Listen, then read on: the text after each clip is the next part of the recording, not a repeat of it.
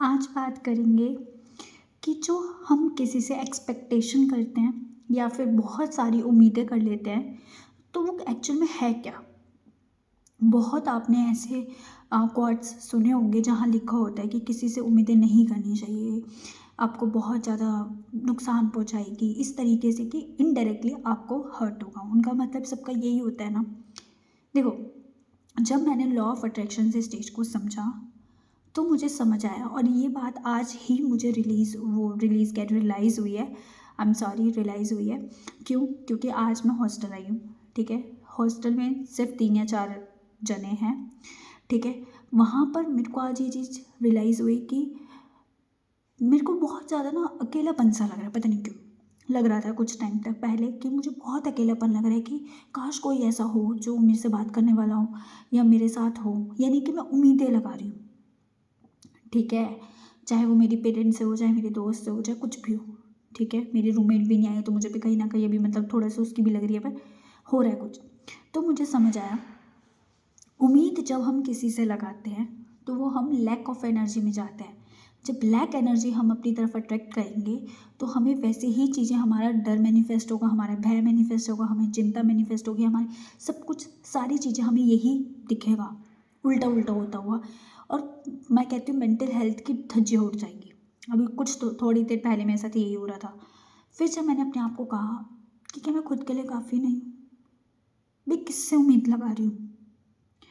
अगर मैं उम्मीद लगा रही हूँ, उम्मीद का मतलब है कि मेरे को चाहा है, किसी की चाहत, कि कोई मुझे कॉल करे या फिर मुझे कोई मेरे से बात करे या कुछ भी करे, मतलब चाहत है किसी दूसरे पर्सन से। क्यों?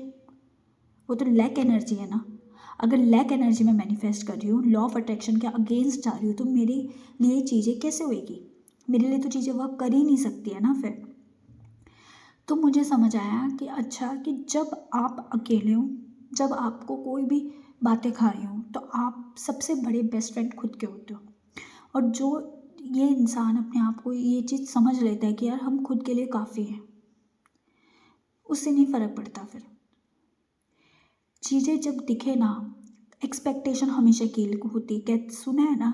इसका मतलब यही है कि हमें दूसरों की उम्मीदें हमसे हमें डर देती है या अजीब भावनाएं पैदा करती है, वो दूसरों की फीलिंग्स होती हैं।